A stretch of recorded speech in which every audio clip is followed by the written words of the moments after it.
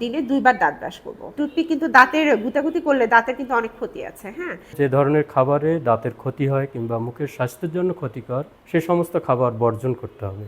যখন আমাদের দাঁতের শিরশির ভাবটা বেশি হবে এবং ডাক্তার অ্যাডভাইস করবে যে আপনি এখন সেনসিটিভ রিলিফ টুথপেস্ট ব্যবহার করুন, তখন ওই শিরশির ভাব কমানোর জন্য ওই ২ মাস সেনসিটিভ রিলিফ টুথপেস্টগুলো ব্যবহার করব।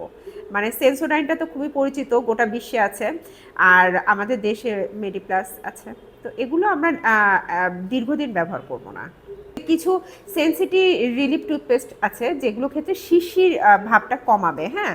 তো সেই টুথপেস্টগুলো মেডিকেটেড টুথপেস্ট, যেমন সেন্সোডাইন, মেডিপ্লাস বাংলাদেশের, হ্যাঁ? তো এই টুথপেস্টগুলো মেডিকেটেড টুথপেস্ট, এগুলো দীর্ঘদিন ব্যবহার করা যাবে না। ২ টিউব ব্যবহার করলাম, তারপরে এটা বাদ দিয়ে তখন নর্মাল আমাদের যেমন ক্লোজ আপ, পেপসোডেন্ট এ ধরনের টুথপেস্টে চলে আসতে হবে। তো এই ক্লোজ আপ, পেপসোডেন্ট বা অন্য যেগুলো আছে সেগুলো সবসময় ব্যবহার করব। আমরা দিনে ২ বার দাঁত ব্রাশ করব। একটা হচ্ছে সকালে নাস্তার পরে আর রাতে খাওয়া দাওয়ার শেষে, হ্যাঁ? তো এই দুটো আমাদেরকে রেগুলার ব্রাশ করতে হবে। তারপরে বাচ্চাদের ক্ষেত্রে অনেক সময় চিপস চকলেট খায়, সেটা খাওয়ার পরে মুখটা কুলি করে নিতে হবে, নতুবা আরও একবার ব্রাশ করাতে হবে খাওয়া দাওয়ার পরে, হ্যাঁ? আর আমাদের দাঁত ব্রাশটা তো বললামই যে মনোযোগ সহকারে ২ মিনিট। তো দাঁত ব্রাশ করার পরও অনেক সময় ২ দাঁতের মাঝখানে দেখা যায় যে ক্ষুদ্র খাদ্যকণা থাকছে, বা এমনি আমরা অনেক সময় দেখি যে মাংস টাংস খাওয়ার পর ২ দাঁতের মাঝখানে আটকে যাচ্ছে। সেক্ষেত্রে আমরা ডেন্টাল ফ্লস, একটা সুতার মতো জিনিস দিয়ে ওই খাবারটা বের করব, কখনোই টুথপিক দিয়ে গুতাগুতি করব না। টুথপিক কিন্তু দাঁতের গুতাগুতি করলে দাঁতের কিন্তু অনেক ক্ষতি আছে, হ্যাঁ? তো ডেন্টাল ফ্লসটা সম্পর্কে আমাদের অনেকেই সচেতন না।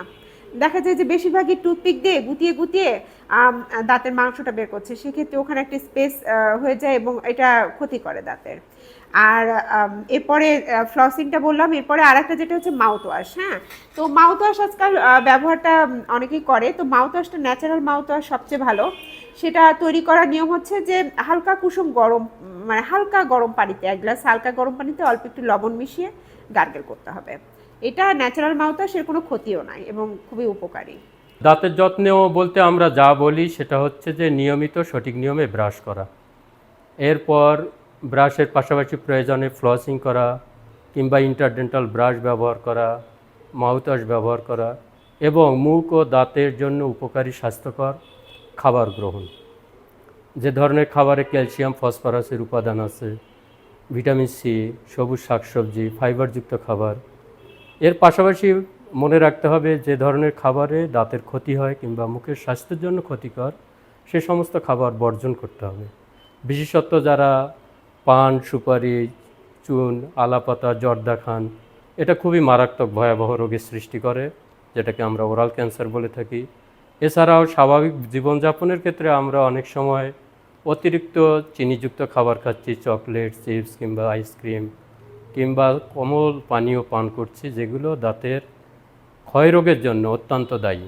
ফলে মুখের স্বাস্থ্য এবং দাঁতের জন্য যে ধরনের খাবারগুলো উপকার সেগুলো আমাদের বেশি বেশি খেতে হবে এবং নিয়মিত দুবেলা নিয়ম করে ২ মিনিট, মিনিমাম ২ মিনিট ধরে ব্রাশ করতে হবে। ২ মিনিটের বেশিও নয়, আবার কমও নয়।